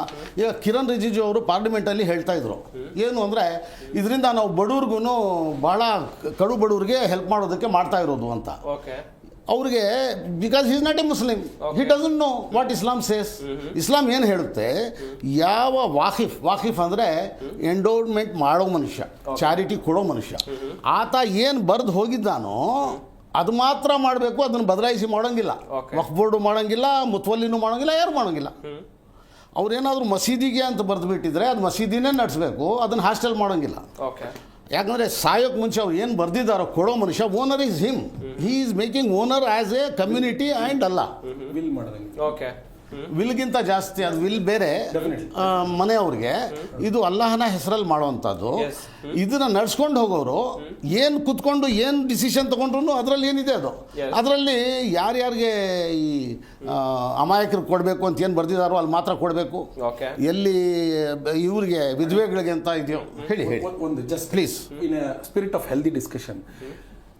ಇಲ್ಲಿ ಸರ್ ಹೇಳಿದ್ರು ಅದು ರಿಲಿಜಿಯಸ್ ಅನ್ನೋದು ಅಂತಂದ್ರು. ಇವರು ಅಷ್ಟೇ ನಮ್ದು ಮುಸ್ಲಿಮ್ದದು ಧಾರ್ಮಿಕ ಅಂತ ಹೇಳಿದ್ರು. C of course it is a donation done by a majorly in a Muslim spirit for the Muslim spirit. Correct ಅಲ್ಲ ಸರ್? ಕರೆಕ್ಟ್. ಆದರೆ ನಮ್ಮ ಹೈಕೋರ್ಟ್ ಇವ್ರು ಏನು ಬೇಸಿಕ್ ಮಿಸ್ಟೇಕ್ಸ್ ಏನಾಗಿವೆ ಅನ್ನೋದು ನಾನು ಹೇಳ್ತೀನಿ. High court has very clearly specified that waqf has nothing to do with Islam ಅಂತ already ruling ಇದೆ, and it has been specified in the parliamentary discussion even today. It has to be cross checked. What I am specifying is what I am specifying is absolute truth, not only in one high court judgment, multiple, and has been quoted by the honorary minister. It's a part of religion. One minute. Part of religion. Sir, it might be. I am not debating on it. I am telling what high court has told, what the minister has told, and what the opposition has accepted it. What they have told very clearly is waqf is a arrangement of management of property. Okay. ಅಂತ ಒಂದು ನಿಮಿಷ. Okay, ಅದು there might be debates, that is a different issue. What has been settled ಅಂದ್ರೆ ಇದನ್ನ ಮೊದಲೇ ಪ್ರಶ್ನೆ ಮಾಡಬೇಕಿತ್ತು ನಮ್ಮ ಬಾಂಧವರು ಅಂತ ನಾನು ಹೇಳ್ಕೊಡ್ತಾ ಇದ್ದೀನಿ. ಹಾಗಾಗಿ ಒಂದು ಪಾಯಿಂಟ್ ಹೇಳ್ಬಿಡ್ತೀನಿ ಸರ್, ಅವಾಗ ನೀವು ಹೇಳ್ತಿರೋದಕ್ಕೆ ಮೀನಿಂಗ್ ಬರುತ್ತೆ. ಇಲ್ಲದ್ರೆ ನೀವು ರಿಲಿಜಿಯಸ್ ಅಂತ ಹೇಳ್ಬಿಟ್ಟು ಮಿಕ್ಕಿದ ವಾದ ಮಾಡಿ ಹೇಳ್ಬಿಡ್ತಾ ಇರೋದಲ್ಲ ಇರ್ಬೋದು. ಅಯ್ಯೋ, ಅಲ್ಲಿ ಇರೋದು ಇದ್ದಂಗೆ ಹೇಳ್ತಾ ಇದ್ದೀನಿ, ಹೇಳ್ಬಿಡುವಂಥದ್ದು ಏನಿದೆ. ಅಲ್ಲ ಸರ್, ನಾನು I am not disputing on that. ಅದರ ಕಂಟೆನ್ಷನ್ ಇಟ್ಕೊಂಡು ನೀವೇನು ಹೇಳ್ತಾ ಇರ್ತೀರಾ, ಇಟ್ ಡಸಂಟ್ ಕ್ಯಾರಿ. ಏನ್ ಮಾಡ್ಬೇಕಂದ್ರೆ ಹೈಕೋರ್ಟ್ ತಾವು ಬುದ್ಧಿವಂತರು ಏನ್ ಮಾಡ್ಬೇಕಂದ್ರೆ you must study, go and study ಅಷ್ಟೇ. Cross check. Okay, you can continue the point if you want. You please continue. Sir ನಾನು ಏನು ಹೇಳ್ತಾ ಇದ್ದೀನಿ ಶಫೀಲ್ ಸರ್, ದಯವಿಟ್ಟು ಕೆಲವೊಂದು ವಿಚಾರಗಳನ್ನ ಅಂತ ಹೇಳಿದ್ರೆ, ಈಗ ನೀವೇನೋ ಒಂದು ಅಂಶಗಳನ್ನ ಹೇಳ್ತೀರಿ, ನಾವು ಒಪ್ತೀವಿ, ಚರ್ಚೆ ಮಾಡೋಣ ಸರ್ ಮುಂದಿನ ಹಂತದಲ್ಲಿ. ಪರ ವಿರೋಧಗಳು ಸರ್ವೇ ಸಾಮಾನ್ಯವಾಗಿ ಚರ್ಚೆ ಜೊತೆಯಲ್ಲೇ ಮತ್ತೊಂದು ಏನು ಅರ್ಥ ನಿಮ್ಮ ಅಭಿಪ್ರಾಯವನ್ನು ಹಾಗಲ್ಲ. ಇನ್ನೊಂದು ಏನು ಅರ್ಥ ಆಗ್ಬೇಕಂದ್ರೆ, ಅರ್ಥವಾಗುವಂಥ ವಿಷಯ ಏನಂದ್ರೆ, ಒಂದು ಮುಸಲ್ಮಾನರಿಗೂ ಗೊತ್ತಿಲ್ಲ ಅಂತ ಬೇರೆಯವರು ಬುದ್ಧಿ ಕಲಿಸಿ ಇಸ್ಲಾಂ ಬಗ್ಗೆ ನಮಗೆ ಕಲಿಸುವಂಥ ಏನು ಬಂದಿಲ್ಲ, ಅಂಥದ್ದು ಒದಗಿ ಬಂದಿಲ್ಲ. ಯಾಕಂದರೆ ಇಸ್ಲಾಂ ತಿಳ್ಕೊಂಡಿರೋನು ಇಸ್ಲಾಂ ಹೇಳ್ಬೋದು, ಇಸ್ಲಾಂ ಮೇಲೆ ನಡ್ಕೊಳ್ತಾ ಇರೋದು ಇಲ್ದಿರೋನು, ಆಮೇಲೆ ಇಸ್ಲಾಂ ಮೇಲೆ ಗೊತ್ತಿಲ್ದಿರೋ. ಇವಾಗ ನಾನು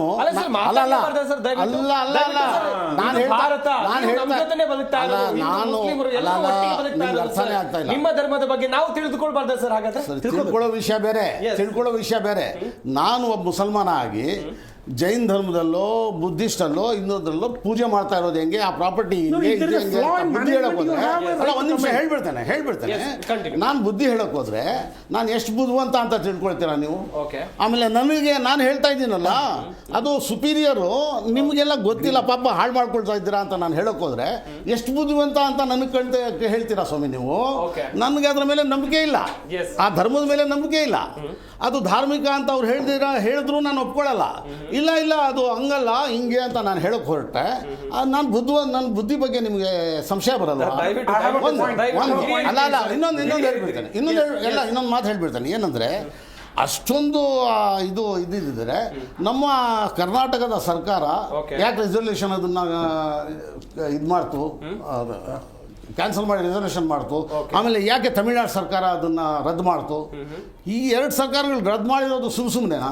ಆಮೇಲೆ ಮುಸಲ್ಮಾನರು ಯಾವ ಮುಸಲ್ಮಾನ ಸರಿ ಅಂತ ಇದ್ದಾನೆ? ಎಲ್ಲ ರಿಜಿಜು ಅವರು ಇನ್ನೊಬ್ರು ಮತ್ತೊಬ್ರು ಹೇಳ್ತಾ ಇದ್ದಾರೆ. ವೆಲ್ ಸರ್ ಅಭಿಪ್ರಾಯ ಪಡೆದೇ ಮಾಡ್ತಾ ಇರೋದು. I have a Yes, small yes, yes. contention. ದಯವಿಟ್ಟು sir. Sir is very senior and I consider myself as his shishya. There is no two ways. ಅದೆಲ್ಲ ಬೇಡ ಬಿಡಿ Okay. Sir. No, I'm- I all personal No, things. let me continue. Sir, here.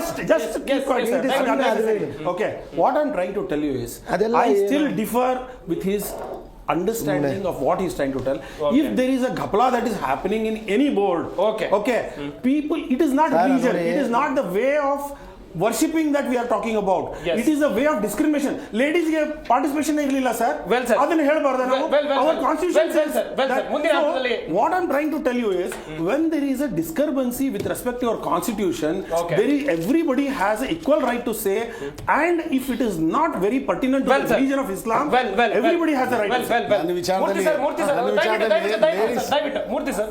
ಈಗ ಇಲ್ಲಿ ಕೇಂದ್ರ ಸರ್ಕಾರ ಕೇಳ್ತಾ ಇರೋದು ವಕ್ಫ್ property ಎಲ್ಲವನ್ನು ಕೂಡ ನಮ್ಮ ಸರ್ಕಾರಕ್ಕೆ ಬರೆದು ಕೊಡಿ ಅಂತ ಕೇಳ್ತಾ ಸಾಧ್ಯನೇ ಇಲ್ಲ. ತಿದ್ದುಪಡಿ ಮಾಡ್ತಿದೀವಿ ಅಥವಾ ಒಂದಷ್ಟು ಚೇಂಜಸ್ ಗಳನ್ನ ತರ್ತಿದೀವಿ ಅಂತ. ಇದಕ್ಕೆ ವಿರೋಧ ಯಾಕೆ ಅಂತ ಹೇಳಿ ಸರ್. ಸರ್ ಈಗ ಏನಾಗ್ತದೆ ನೋಡಿ, ಎಲ್ಲರೂ ವಿರೋಧ ಮಾಡ್ತಿಲ್ಲ ಇಲ್ಲಿ. ಓಕೆ. ಕೆಲವರು ಆ ಒಂದು ಧರ್ಮದ ಗುರುಗಳನ್ನ ಧರ್ಮದ ಮುಖಂಡರನ್ನ ಎತ್ಕಟ್ತಿದ್ದಾರೆ ಕಾಂಗ್ರೆಸ್ನವರು. ಅದು ಕಾಂಗ್ರೆಸ್ ಧರ್ಮ ತಪ್ಪು ಹೇಳ್ತಾ ಇದ್ದಾರೆ.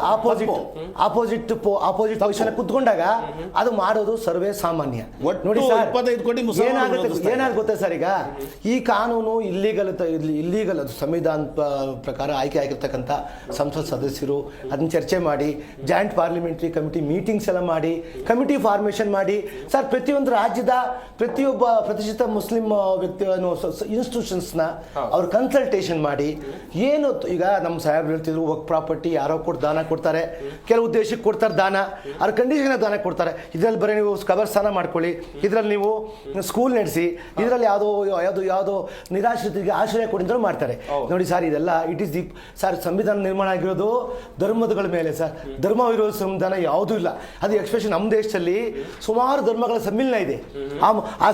ಆ ಸರ್ವ ಧರ್ಮಗಳ ಸಮ್ಮಿಲನವಾಗಿ ಬಂದಿರತಕ್ಕಂಥ ಕಾನ್ಸ್ಟಿಟ್ಯೂಷನ್ನ 101 ಸಲ ಅಮೆಂಡ್ಮೆಂಟ್ ಮಾಡಿದ್ದಾರೆ.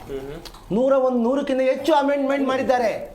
100ಕ್ಕಿಂತ ಹೆಚ್ಚು ಅಮೆಂಡ್ಮೆಂಟ್ ಮಾಡುವಾಗ ಅವರು ಕಾಂಗ್ರೆಸ್ ಅವರು ಅಮೆಂಡ್ಮೆಂಟ್ ಮಾಡಬೇಕಾದಾಗ ಅವ್ರನ್ನ ಯಾರೂ ಕೇಳಬಾರ್ದು. ಅದು ಜಸ್ಟು ಇಲ್ಲಿ ನೋಡಿ ಸರ್, ಇವತ್ತು 1863ನೇ ಇಸ್ವಿಯಿಂದ 96ನೇವರೆಗೂ ವಕ್ಫ್ ಕಾಯ್ದೆಗೆ ಸುಮಾರು ತಿದ್ದುಪಡಿಗಳು ಬಂದಿದ್ದಾವೆ ಸರ್. ಓಕೆ. ಸುಮಾರು ತಿದ್ದುಪಡಿ ಬಂದಿದ್ದಾವೆ. ಆ ಟೈಮಲ್ಲಿ ಆ ಸಂದರ್ಭ ತಕ್ಕನಾಗಿ ಚರ್ಚೆಗಳು ಆಗಿದ್ದಾವೆ. ಈಗೇನು ಬಂದಿರತಕ್ಕಂಥದ್ದು ಈ ನಮ್ಮ ಕರ್ನಾಟಕದಲ್ಲಿ ಕೆಲವು ಆಸ್ತಿಗಳಿಗೆ ನೋಟಿಸ್ ಕೊಟ್ಟಿರ್ತಕ್ಕಂಥದ್ದನ್ನ ಗುರು ಇಟ್ಕೊಂಡು ಅದನ್ನ ಚರ್ಚೆ ಮಾಡಿ ರಾಜಕೀಯ ಬೇಳೆ ಬೇಯಿಸ್ಕೊಂಡು ಸುಮಾರು ಜನ ಬೇಯಿಸ್ಕೊಂಡ್ರು. ಈಗ ಯಾರೇ ರಾಜಕೀಯ ವ್ಯಕ್ತಿಗಳು ಆ ವಿಷಯ ಬೇಡ, ಈಗ ಅದು ಮುಚ್ಚೋಯ್ತು. ಅದು ಮಾಧ್ಯಮಗಳಲ್ಲಿ ಹೈಪ್ ಆಯ್ತು, ಮುಚ್ಚೋಯ್ತು. ಈಗ ಬಂದಿರತಕ್ಕಂಥ ಏನು ಈ NDA ಗೌರ್ಮೆಂಟ್ನ ಅಂಗ ಪಕ್ಷಗಳು ಅಥವಾ ಸಂಘ ಪರಿವಾರದ ಪಕ್ಷಗಳೆಲ್ಲ ಸೇರಿ ಇದು ಮಾಡಿದ್ದಾವೆ. ಈ ಒಂದು ವರ್ಕ್ ಪ್ರಾಪರ್ಟಿನಲ್ಲಿ principles of natural justice violate ಆಗ್ತಿದೆ. ಪ್ರಿನ್ಸಿಪಲ್ಸ್ ಆಫ್ ನ್ಯಾಚುರಲ್ ಜಸ್ಟಿಸ್ ಅನ್ನೋದು ನಾನು ಮಾಡಿದ್ದಲ್ಲ, ಹಿಂದೂ ಧರ್ಮ ಮಾಡಿದ್ದಲ್ಲ, ಇಸ್ಲಾಂ ಧರ್ಮ ಮಾಡಿದ್ದಲ್ಲ. ಅದು ಪ್ರಿನ್ಸಿಪಲ್ಸ್ ಆಫ್ ನ್ಯಾಚುರಲ್ ಜಸ್ಟಿಸ್ ಮಾಡಿರೋದು ಸಂವಿಧಾನ. ಆ ಸಂವಿಧಾನಕ್ಕೆ ವಿರುದ್ಧವಾಗಿ ಅಲ್ಲಿ ಆ ಕಾಯ್ದೆನಲ್ಲಿ ಸಂಪೂರ್ಣ ಕಾಯ್ದೆ ಯಾವತ್ತೂ ಅಸಿಂಧು ಆಗೋದಿಲ್ಲ. ಅಲ್ಲಿ ಕೆಲವಿತ ಅಂಶಗಳು ಅಲ್ಲಿ ಪ್ರಿನ್ಸಿಪಲ್ಸ್ ಆಫ್ ನ್ಯಾಚುರಲ್ ಜಸ್ಟಿಸ್ ಅದೇ ಆಗಿದೆ. ಏನಾಗಿದೆ, ಈಗ ನೋಟಿಸ್ ಕೊಟ್ಟರು ರೈತರು ಜಮೀನು ಬಿಟ್ಬಿಡಿ ಅಂತ. ಆ ರೈತರು ಅದೆಲ್ಲೂ ಚಾಲೆಂಜ್ ಮಾಡಂಗಿಲ್ಲ. ಯಾವುದೇ ನ್ಯಾಯಾಲಯದಲ್ಲೂ ಅಧಿಕಾರ ಇರಲಿಲ್ಲ ಯಾವುದಕ್ಕೆ ಆ ನೋಟಿಸ್ ಚಾಲೆಂಜ್ ಮಾಡಲಿಕ್ಕೆ.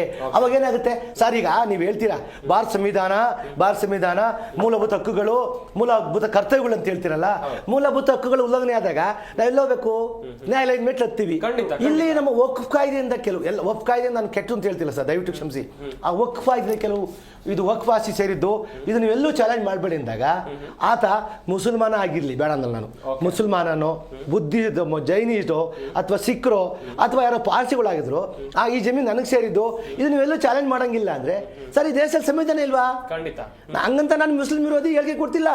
ಈ ದೇಶ ಸಂವಿಧಾನ ಇದೇನಂತ ಯಾರಿಗಾದ್ರೂ ನಮ್ಮ ಸರ್ಕಾರದಲ್ಲಿ ಯಾರಾದ್ರೂ ಸಂವಿಧಾನ ಉಲ್ಲಂಘನೆ ಆದ್ರೆ ಅಂತ ಅವರು ಹೈಕೋರ್ಟ್ಗೆ ಬಂದು ನೀವು ಸಂವಿಧಾನ ಕೇಳ್ಬೋದು, ಸುಪ್ರೀಂ ಕೋರ್ಟ್ ಕೇಳ್ಬೋದು.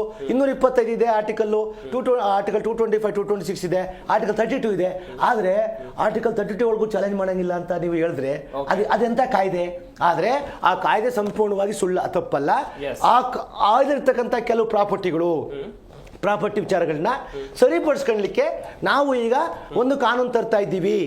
ಸರ್ಕಾರ ಆಮೇಲೆ ಬೇಕಾದ ನೋಡಿ ಸರ್, ಮುಸ್ಲಿಂ ಬೋರ್ಡ್ ನ ಮೇಂಟೈನ್ ಮಾಡಕ್ಕೆ ಮುಸ್ಲಿಂ ಇರಬೇಕು ಅಥವಾ ತಿರುಪತಿ ದೇವಸ್ಥಾನ ಮೇಂಟೈನ್ ಮಾಡಕ್ಕೆ ಹಿಂದೂಗಳು ಇರಬೇಕು ಅಂತ ಅದೆಲ್ಲ ಇಲ್ಲ. ಭಾರತ ದೇಶದ ಪ್ರಜೆ ಎಲ್ಲಿ ಸರ್ ಈಗ ಪಾರ್ಲಿಮೆಂಟ್ ಅಲ್ಲಿ ಇಲ್ಲ IAS IPS ಮಾಡ್ಕೊಂಡು ಯಾವುದೇ ಹಿಂದೂ ಎಂಡೋಮೆಂಟ್ ಅಲ್ಲಿ ಮುಸ್ಲಿಂ ಇಲ್ಲ. ಬರ್ಲಿ ತಪ್ಪಿಲ್ಲ, ಬರ್ಲಿ ಎಲ್ಲಿದೆ ಸರ್, ಬರ್ಲಿ ಸರ್ ತಪ್ಪಿಲ್ಲ. ನೋಡಿ ಸರ್ ಹೇಳ್ತೀನಿ ಕೇಳಿ ಸರ್, ಈಗ ನೋಡಿ IAS IPS ಮಾಡ್ಕೊಂತಾರೆ. ಯಾವ್ದೋ ಯಾರೋ ಒಬ್ಬ ನಾನ್ ಮುಸ್ಲಿಮ್ ಇರಿ ಸರ್, ಒಬ್ಬ ನಾನ್ ಮುಸ್ಲಿಂ ಯಾರು ಮುಸ್ಲಿಂ ಯಾರು ಇರೋದಿಲ್ಲ ಅಲ್ಲಿ ಇಲ್ಲ ಅನ್ಕೊಳ್ಳಿ. ಅವಾಗ ಒಂದು ಮುಸ್ಲಿಂ ಒಂದು ಟ್ರಸ್ಟ್ ನ ಬೋರ್ಡ್ ನ ಮೇಂಟೈನ್ ಮಾಡಬೇಕು. ಅವಾಗ ಯಾರು ನೇಮಕ ಮಾಡೋ ಸರ್? ನಾವು ಮುಸ್ಲಿಂ ನ IAS ಮಾಡಿಸಿ ಪಾಸ್ ಅಲ್ಲಿರಕ್ಕಾಗುತ್ತಾ? ಅದಕ್ಕೆ ಇಂಥವೆಲ್ಲ ಚರ್ಚೆ ಆಗಬೇಕು ಅಂತ ಮಾಡ್ಬಿಡ್ತೀನಿ sir. Then will go head. See there is a difference of understanding ಇಲ್ಲಿ. ನಾನು ಹೇಳ್ತಿರೋದು ಮುಸ್ಲಿಂ ಪರ್ಸನಲ್ ಲಾ ಬೋರ್ಡ್ ಅಲ್ಲಿ ಮುಸ್ಲಿಮ್ಸ್ ಬಿಟ್ಟು ಬೇರೆಯವ್ರು ಇರೋಗಿಲ್ಲ. I still agree with that. Okay ಅಂದ್ರೆ ರಿಲಿಜಿಯಸ್ ಆಕ್ಟ್ ಪ್ರಕಾರ ಮೇಲೆ ಮಾಡಿರುವಂತ ಪರ್ಸನಲ್ ಅವ್ರದ್ದು ಮುಸ್ಲಿಮ್ಸ್ ಇದ್ದಲ್ಲಿ ಹಿಂದೂಸ್ ಹೋಗ್ಬೇಕು ಅಂತ ಇಲ್ಲ. ಆದರೆ ವಕ್ಫ್ ಈಸ್ ಅಬೌವ್ ದಟ್ ಅಂತ ಹೇಳಿದ್ದಾರೆ. ಅದಕ್ಕೋಸ್ಕರ see what basis they are talking about is wrong. ಈಗ ವಕ್ಫ್ ಅಲ್ಲಿ ಇರಬಹುದು, ಹಿಂದೂಸ್ ಅಲ್ಲಿ ಪರ್ಟಿಕ್ಯುಲರ್ ಆಗಿ ಹಿಂದೂ ರಿಲಿಜಿಯಸ್ ಆಕ್ಟ್ ಅನ್ನ ನಾವು ಹ್ಯಾಂಡಲ್ ಮಾಡ್ತೀವಿ. ಎಂಡೋಮೆಂಟ್ ಅಲ್ಲಿ ಇರಬೇಕಂತಿಲ್ಲ, ಅದೇ ಹೇಳ್ತಾ ಇದೀವಿ. ಯಾರು ಮುಸ್ಲಿಮ್ಸ್ ಇರಲ್ಲ ಅಲ್ಲಿ, ನಿಮ್ಮ ಕಾನೂನು ಇದೆ, ಬೇಸಿಕ್ ಸ್ಟ್ರಕ್ಚರ್ ಇರಬಾರ್ದು ಅಂತ. Whatever it is,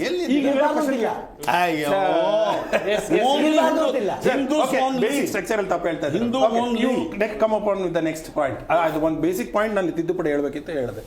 okay yes, continue ಮಾಡಿ ಸರ್. ಹೇಳ್ತಾ ಇದ್ರಿ ಸಾಕಷ್ಟು ವಿಚಾರಗಳ ಕುರಿತು. There is a lot of ಒಂದು ಫಾರ್ವರ್ಡ್ ಥಾಟ್ ಅನ್ನೋದು ಇದರಲ್ಲಿ ಬಂದಿದೆ.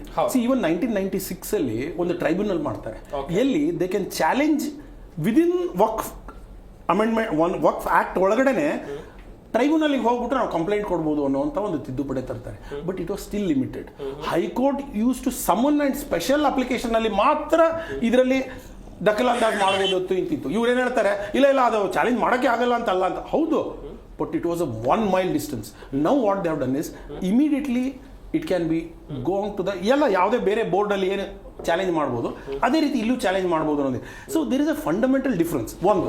ಎರಡನೇದು, they have brought in diversity. Muslims ಅಲ್ಲೇನೆ ಬೇರೆ ಬೇರೆ ಸೆಕ್ಟ್ಸ್ಗೆ ಬೇರೆ ಬೇರೆ ಸಬ್ ಬೋರ್ಡ್ಸ್ ಮಾಡುವಂತ ಒಂದು ಪ್ರಾವಿಧಾನ ಇಟ್ಟಿದ್ದಾರೆ. ಅಂಡ್ ಇದರಲ್ಲಿ ಇನ್ನೊಂದು ವಿಶೇಷವಾದ ಇದು ಅಂತಂದ್ರೆ, central government has no role other than passing this legislation, because land comes under the state subject. ಅರ್ಥ ಆಗ್ತಾ ಇದೆಯಾ ನಿಮ್ಗೆ?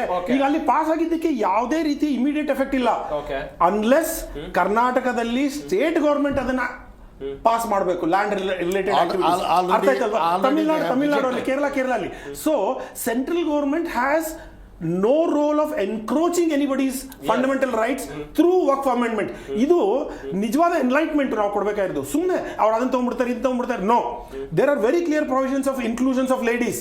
Very good, welcome, very openly. ನಾವು ವಿ ಶುಡ್, ನಾನೇನು ಹೇಳ್ತಾ ಇದ್ದೀನಿ, ನಾನು ಫಸ್ಟ್ ಬೇಸಿಕ್ ಒಂದು ಹೇಳಿದೆ, ಮುಸ್ಲಿಂ ಬಾಂಧವರಿಗೆ ಎಲ್ಲರಿಗೂ ನಾನು ಓಪನ್ ಆಗಿ ಹೇಳ್ತಾ ಇರೋದಂದ್ರೆ, ಎಕ್ಸ್ಟ್ರಾ ಜುಡಿಷಿಯಲ್ ಅಂತ ಏನು ಹೇಳ್ತಾ ಇದ್ದಾರೆ ಅದನ್ನ ಹೊರತುಪಡಿಸ್ಬಿಟ್ಟು ಬೇಕಾದಷ್ಟು ಮಾತಾಡುವಂತ ಪ್ರಾವಿಷನ್ಸ್ ಇದೆ ಇದರಲ್ಲಿ.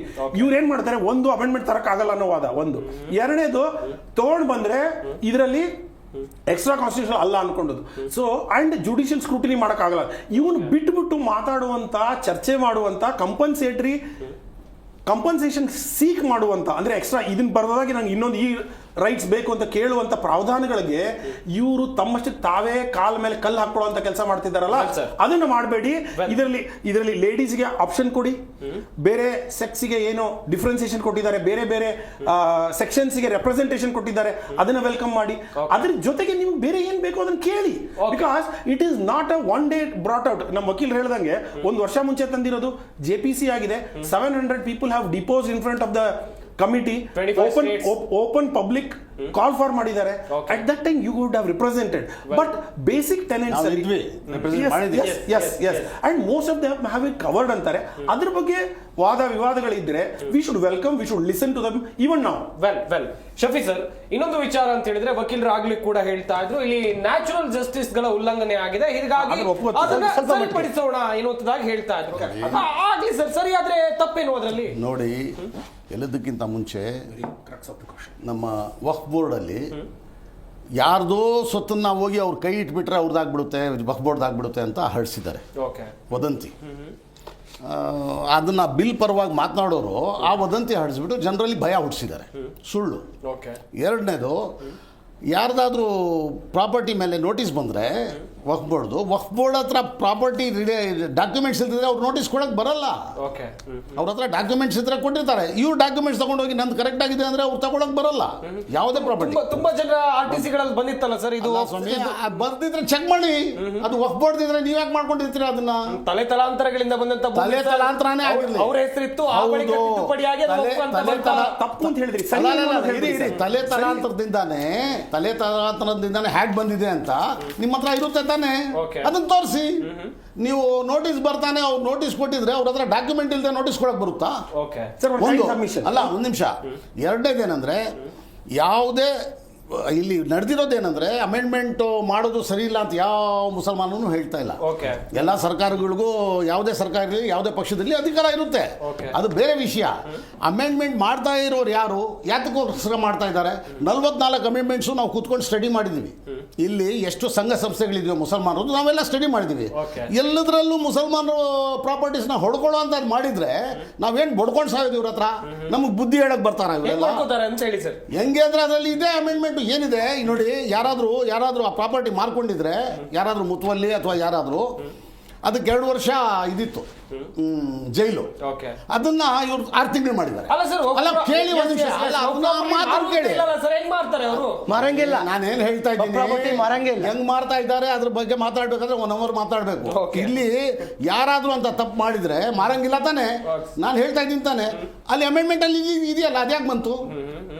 ಯಾರಾದ್ರೂ ಅದನ್ನ ನಂದಲ್ಲ ಅಂತ ಹೇಳ್ಬಿಟ್ಟು ಏನಾದ್ರು ಮಾಡಿ ಬೇರೆ ಬೇರೆ ತರ ಕ್ರಿಯೇಟ್ ಮಾಡ್ತಾರಲ್ಲ, ತರಲೆಗಳು ಎಲ್ಲ ಲೆವೆಲಲ್ಲೂ ಇದ್ದಾರೆ. ಹಾಗೇನಾದ್ರು ಮಾಡಿ ಮಾರಿಕೊಂಡಿದ್ರೆ ಅವ್ನಿಗೆ 2 ವರ್ಷ ಜೈಲಿತ್ತು, ಆಮೇಲೆ ಕಂಪೆನ್ಸೇಷನ್ ಸಿಕ್ಕಾಪಟ್ಟೆ ಕೊಡ್ಬೇಕಾಗಿತ್ತು ಅವ್ನು ವಾಪಸ್ಸು.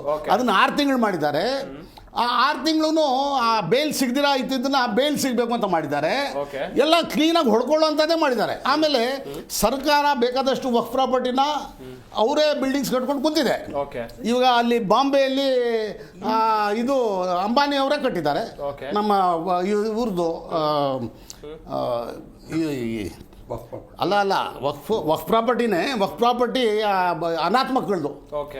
ಈ ಥರ ಎಲ್ಲ ಮಾಡ್ತಾರೆ ಅಲ್ಲ, ಅದಕ್ಕೆ ಈಸಿ ಮಾಡಿದ್ದಾರೆ. ಮೂರನೇದೇನೆಂದರೆ, ಅದರಲ್ಲಿ ಎಲ್ಲ 44 ಅಮೆಂಡ್ಮೆಂಟ್ಸ್ ಇದೆ, ಎಲ್ಲ ಸ್ಟಡಿ ಮಾಡಿದ್ದೀವಿ. ನಮ್ಮಲ್ಲಿ ಎಲ್ಲ ಸ್ಟಡಿ ಮಾಡಿ ಅದು ತಪ್ಪು ಅಂತ ಎಲ್ಲ ಮುಸಲ್ಮಾನರು ಹೇಳ್ತಾ ಇದ್ದಾರೆ. ಇವ್ರು ಮಾತ್ರ ಹಾಗಲ್ಲ, ನಾವು ಇವ್ರು ಒಳ್ಳೇದಕ್ಕೆ ಅಂತ. ನಮ್ಮ ಫಾರ್ಮರ್ಸ್ಗೆ ಇವ್ರು 3 ಬಿಲ್ ತಂದ್ರಲ್ಲ, ಇವ್ರು ಒಳ್ಳೇದು ಅಂತ ಬಡ್ಕೊಂಡ್ರಲ್ಲ ಅವ್ರಿಗೆ. ಅಲ್ಲ ಒಂದ್ ನಿಮಿಷ ಕೇಳಿ, why not it is comparable. ಆ ಬಿಲ್ ವಾಪಸ್ ತಗೊಂಡಿದ್ದಾರೆ, ಬಿಲ್ ತಗೊಂಡಿದ್ದಾರೆ ವಾಪಸ್ಸು. ಅವ್ರು ತರುವಂತದ್ದು ಇಂಥದ್ದೇ ಬಿಲ್ಲು. ಆಮೇಲೆ ಅವ್ರಿಗೆಲ್ಲ 1 ವರ್ಷ ಸತಾಯಿಸಿದ್ರಲ್ಲ, ಕಡೆ ವಾಪಸ್ ತಗೊಂಡ್ರಲ್ಲ, ಬಿಲ್ ಯಾಕೆ ಕ್ರಿಯೇಟ್ ಮಾಡಿದ್ದು? ಬಿಲ್ ಕ್ರಿಯೇಟ್ ಮಾಡಿದ್ರಲ್ಲ, ವೆರಿ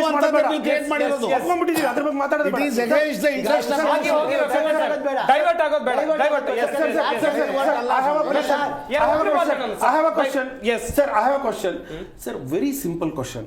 ಇವ್ರ ಎಕ್ಸ್ಟ್ರಾ ಜುಡಿಷಿಯಲ್ ಪವರ್ ಇವ್ರ ಹತ್ರ ಏನಿತ್ತು, ಅದು ತಪ್ಪು ಅನ್ನೋದನ್ನ ಇವ್ರು ಒಪ್ಕೊಂಡ್ಬಿಟ್ಟಿದ್ರೆ, ಅದಿಲ್ಲ ಅವ್ರು ಒಪ್ಕೊಳ್ತಾ ಇಲ್ಲ. ಈಗಲೂ ಹೇಳ್ಬಿಡ್ತೀನಿ, ಎಕ್ಸ್ಟ್ರಾ ಜುಡಿಷಿಯಲ್ ಅಂತ ಇದ್ದಾರೆ.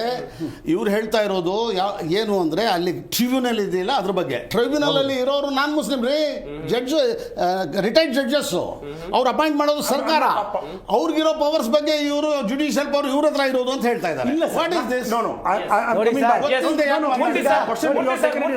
ಸರ್ ಈಗ ಒಂದು ಪ್ರಶ್ನೆ ಅಂತ ಹೇಳಿದ್ರೆ 8.72 ಲಕ್ಷ ಆಸ್ತಿಗಳು ವಕ್ಫ್ ನಿಯಂತ್ರಣದಲ್ಲಿದೆ. ಸರಿಸುಮಾರು 9.4 ಲಕ್ಷ ಎಕರೆಗೂ ಅಧಿಕ ಭೂಮಿ ಭಾರತದಲ್ಲಿದೆ, ಅದಕ್ಕಿಂತ ಜಾಸ್ತಿ ಅಂತ ಹೇಳ್ಬೋದು. ಸ್ವಾಮಿ ಅಷ್ಟೇ ಭೂಮಿ ಬರೀ 3 ಸ್ಟೇಟ್ ಅಲ್ಲಿ ಹಿಂದೂ ಎಂಡೋಮೆಂಟ್ ಆಗುತ್ತೆ. 3 ಸ್ಟೇಟ್ ಅಲ್ಲಿ ನೋಡಿ ಸರ್, ಮುಂದಿನ ಹಂತದಲ್ಲಿ ಈ ಮಸೂದೆ ತಿದ್ದುಪಡಿ ಆದ್ಮೇಲೆ ಹೆಚ್ಚು ಕಮ್ಮಿ ಆಗ್ಬೋದಾ ಈ ಲೆಕ್ಕಾಚಾರದಲ್ಲಿ? ಖಂಡಿತ ಆಗುತ್ತೆ. ಯಾಕೆ ಗೊತ್ತಾ, ನೋಡಿ ಕಾಲಕ್ಕೆ ನೋಡಿ ಸರ್, 1984ವರೆಗೂ 1983ವರೆಗೂ ಬ್ಯಾಂಕ್ಸ್ ಯಾರ ಕಡೆ ಇತ್ತು? ಓಕೆ. ಈ ಬ್ಯಾಂಕ್ ಅನ್ನೋ ವ್ಯವಹಾರ ಇಡೀ ರಾಜ್ಯದಲ್ಲಿ ಸರ್ಕಾರದ ಕಡೆ ಇರಲಿಲ್ಲ. ಎಲ್ಲ ಪ್ರೈವೇಟೈಸೇಷನ್ ನಡೆಸ್ಕೊಂಬತ್ತಾ ಇತ್ತು. ಅವಾಗ ಇಂದಿರಾ ಗಾಂಧಿ ಪ್ರೈಮ್ ಮಿನಿಸ್ಟರ್ ಆದಾಗ ಅವರೊಂದು ಡಿಸಿಷನ್ ತೊಗೊಂತಾರೆ, ಇದರಿಂದ ಸುಮಾರು ಮಿಸ್ಯೂಸ್ ಅಬ್ಯೂಸ್ ಆಗುತ್ತೆ. ಈಗ ನೋಡಿ ಸರ್, ಸ್ಟಾರ್ಟಿಂಗು ಪ್ರೈವೇಟ್ ಬ್ಯಾಂಕೇ ಬೇಕಾಗಿತ್ತು.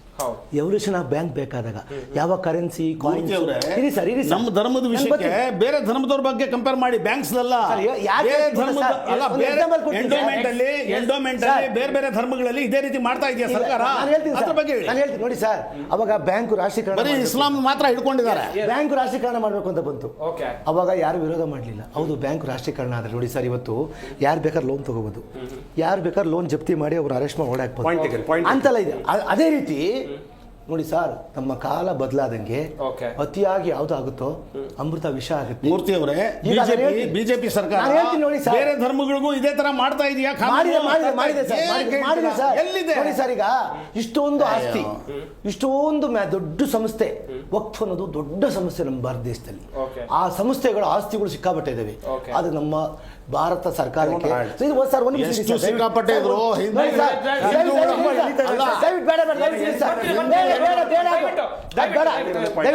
ನೋಡಿ ಸರ್, ಹಿಂದೂಗಳ ಆಸ್ತಿಯಲ್ಲಿ 10% ಇರೋದು. ಅದನ್ನ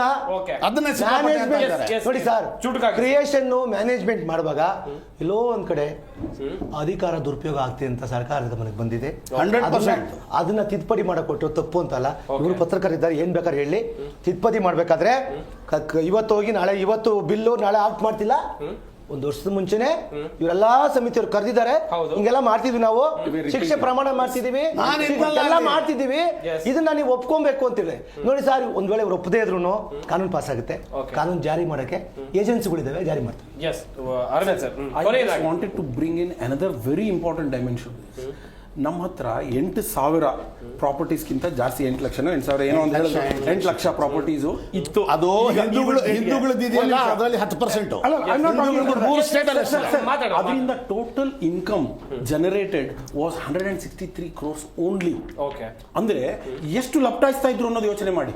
ಅಂಡ್ ಅವ್ರದೇ ಒಂದು ಕಮಿಟಿಯಲ್ಲಿ, ಅವ್ರದೇ ಅಂದ್ರೆ waqf board also is a part of that enquiry committee. They accept that this can go till 12,000 crores to 16,000 crores ಆಗಬಹುದು. ಇದನ್ನ ಸರಿಯಾಗಿ ಸ್ವಲ್ಪನೂ ಕರೆಕ್ಟ್ ಆಗಿ ಮ್ಯಾನೇಜ್ ಮಾಡಿದ್ರೆ ಅಂತ ಹೇಳ್ತಾರೆ. ವರ್ಡಿಂಗ್ ಇದರಲ್ಲಿ ಪರ್ಫೆಕ್ಟ್ ಪ್ರೊಫೆಷನಲ್ ಆಗಿ ಮ್ಯಾನೇಜ್ ಮಾಡಿದ್ರೆ ಅಂತ ಹೇಳ್ತಾ ಇಲ್ಲ. ಸ್ವಲ್ಪನೂ ಪ್ರೊಫೆಷನಲಿಸಮ್ ಇದ್ದಿದ್ರೆ 12,000ದಿಂದ 16,000 ಕೋಟಿ ಇನ್ಕಮ್ ಬರುವಂತ ಸಾಧ್ಯತೆ ಇದೆ ಅನ್ನುವಂತ ಒಂದು ಅಂದಾಜು which is accepted to by ನಮ್ಮ ಅರವಿಂದ್ ಅವರು. ನಾನು ಏನು ಹೇಳ್ತಾ ಇದ್ದೀನಿ, ಎಲ್ಲ ಡೇಟಾ ಮುಸ್ಲಿಮ್ಸ್ದು ಯಾಕೆ ಬೇರೆ ಧರ್ಮಗಳದಿಲ್ವಾ? ಅದರಲ್ಲಿ ಹೆಚ್ಚು ಕಮ್ಮಿ ಆಗ್ತಾ ಇಲ್ವಾ? ಬೇರೆ ಧರ್ಮಗಳಲ್ಲಿ ಎಲ್ಲಿ ಬರ್ತಾ ಇದೆ? ಅಲ್ಲ ಯಾಕೆ ನಮ್ಮ ಮೇಲೆ ಅಟ್ಯಾಕ್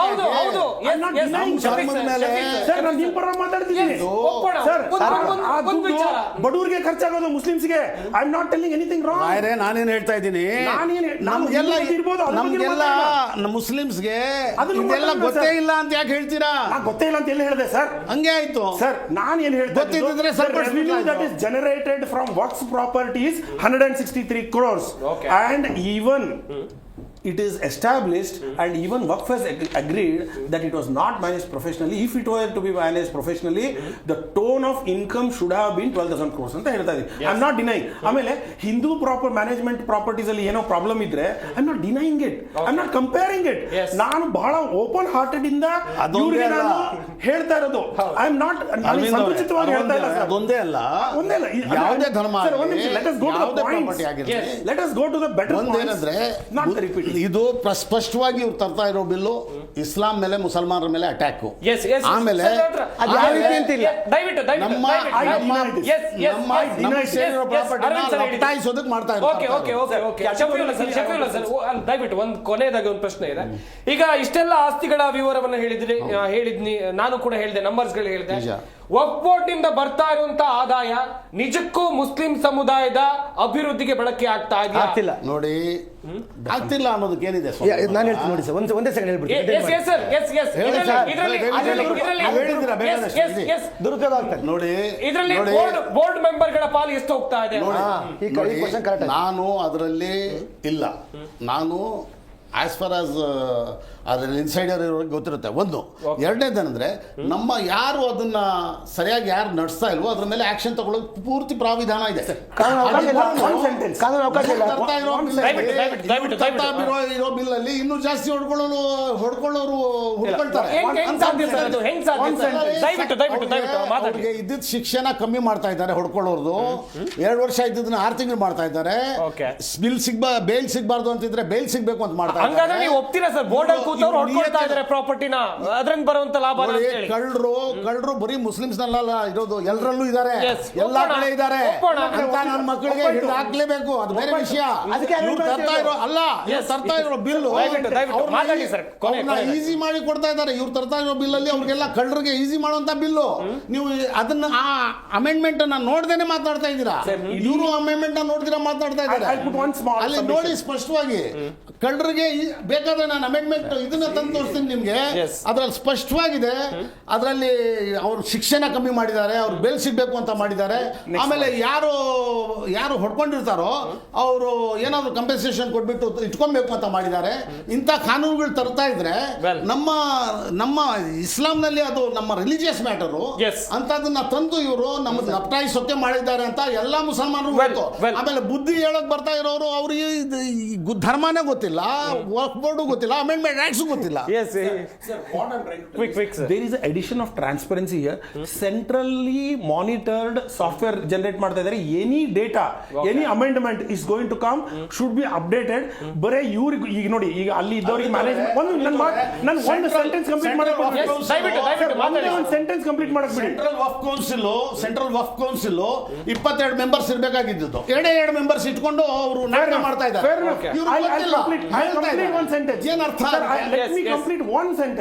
ಸರ್, ಈಗ ಇವರು JPCಯಲ್ಲಿ ಭಾಗವಾಗಿದ್ದವರಿಗೆ ಅಲ್ಲಿ ಕರಪ್ಷನ್ ಆಗಿದೆಯಲ್ಲೋ ಟ್ರಾನ್ಸ್ಪರೆನ್ಸಿ ನನಗೆ ಗೊತ್ತಿಲ್ಲ ಅಂತ ಹೇಳ್ತಾ ಇದ್ದಾರೆ. ಇನ್ನು ಮುಂದೆ ಇವ್ರಿಗಷ್ಟೇ ಅಲ್ಲ, ಅವ್ರಿಗಷ್ಟೇ ಅಲ್ಲ, ನಮಗಷ್ಟೇ ಅಲ್ಲ, ಇಡೀ ಭಾರತಕ್ಕೆ ಏನೇ ಒಂದು ತಿದ್ದುಪಡಿ ತಂದ್ರು ಟ್ರಾನ್ಸ್ಪರೆಂಟ್ ಆಗಿ ಬರೋ ಹಾಗೆ ಇವಾಗ ಪ್ರಾವಿಷನ್ ಕೊಟ್ಟಿದ್ದಾರೆ, ವಿಚ್ ವಾಸ್ ನಾಟ್ ದೇರ್.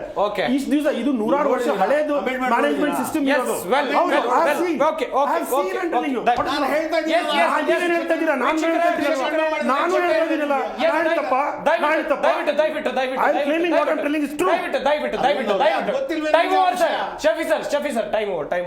ಗಮನಿಸ್ತಾ ಇರಬಹುದು ವೀಕ್ಷಕರೇ, ನಮ್ಮ ಈ ಚರ್ಚಾ ಕಾರ್ಯಕ್ರಮದಲ್ಲಿ ಸಾಕಷ್ಟು ವಿಚಾರಗಳ ಕುರಿತು ನಾವು ಚರ್ಚೆಯನ್ನು ಮಾಡಿದ್ವಿ. ಚರ್ಚೆಯಲ್ಲಿ ಭಾಗಿಯಾದಂತಹ ಹೈಕೋರ್ಟ್ ವಕೀಲರಾಗಿರುವಂತಹ RLN ಮೂರ್ತಿ ಅವರು, ಹಾಗೆಯೇ ರಾಜಕೀಯ ವಿಶ್ಲೇಷಕರಾಗಿರುವಂತಹ ಅರವಿಂದ್ ಅವರು, ಮುಸ್ಲಿಂ ಮುಖಂಡರಾಗಿರುವಂತಹ ಶಫೀವುಲ್ಲಾ ಅವರು, ಎಲ್ಲರಿಗೂ ಕೂಡ ಧನ್ಯವಾದಗಳು. ಚರ್ಚೆಯಲ್ಲಿ ಭಾಗಿಯಾಗಿ ಸಾಕಷ್ಟು ಮಾಹಿತಿಯನ್ನು ಕೊಟ್ಟಿದ್ದಕ್ಕಾಗಿ. ವೀಕ್ಷಕರೇ, ಒಂದ್ ಕಡೆಯಲ್ಲಿ ವಕ್ಫ್ ತಿದ್ದುಪಡಿ ಮಸೂದೆ ಇವತ್ತು ಲೋಕಸಭೆಯಲ್ಲಿ ಮಂಡನೆಯಾಗಿದೆ. ಕಿರಣ್ ರಿಜಿಜು, ಕೇಂದ್ರ ಸಚಿವರಾಗಿರುವಂತಹ ಕಿರಣ್ ರಿಜಿಜು ಅವರು ಮಸೂದೆಯನ್ನ ಮಂಡನೆ ಮಾಡಿದ್ದಾರೆ. ಪರ ವಿರೋಧ ಚರ್ಚೆಗಳು ಸರ್ವೇ ಸಾಮಾನ್ಯವಾಗಿ ಇರುತ್ತೆ ಎನ್ನುವಂಥದ್ದು ನಾನು ಆಗ್ಲೇ ಹೇಳ್ತಾ ಇದ್ದೆ. ಒಂದಷ್ಟು ತಪ್ಪುಗಳಿದ್ರೆ ಅಲ್ಲಿ ತಿದ್ದುಪಡಿ ಆದ್ರೆ ಎನ್ನುವಂಥದ್ದಾಗಿ ಒಂದಷ್ಟು ಜನರ ಅಭಿಪ್ರಾಯ. ಬೇಡ, ಮುಂಚೆ ಹೆಂಗಿದೆ ಹಂಗೆ ಇರಲಿ ಅಂತೇಳಿ ಮುಸ್ಲಿಂ ಸಮುದಾಯದವರು ವಾದವನ್ನ ಮಂಡಿಸ್ತಾ ಇದ್ದಾರೆ. ಒಂದು ವಿಚಾರವನ್ನ ನೀವು ಇಲ್ಲಿ ತಿಳ್ಕೊಳ್ಳೇಬೇಕಾಗತ್ತೆ. ಈ ಮಸೂದೆಯನ್ನ ತಿದ್ದುಪಡಿ ಮಾಡೋದಕ್ಕಿಂತ ಮುಂಚಿತವಾಗಿ ಬೇರೆ ಬೇರೆ 25 ರಾಜ್ಯಗಳ ವಕ್ಫ್ ಬೋರ್ಡ್ ನಿಂದ ಅಭಿಪ್ರಾಯವನ್ನ ಪಡೆದುಕೊಂಡೇ ತಿದ್ದುಪಡಿಯನ್ನ ಮಾಡಲಾಗಿದೆ ಎನ್ನುವಂಥದ್ದನ್ನು ಕೂಡ ನೀವು ಗಮನಿಸಬೇಕಾಗತ್ತೆ. ಇದಾಗಿತ್ತು ಈ ಹೊತ್ತಿನ ಚರ್ಚಾ ವಿಷಯ. ನೋಡ್ತಾ ಇರಿ ಜೀ ಕನ್ನಡ ನ್ಯೂಸ್, ಸತ್ಯವೇ ಸುದ್ದಿಯ ಜೀವಾಳ.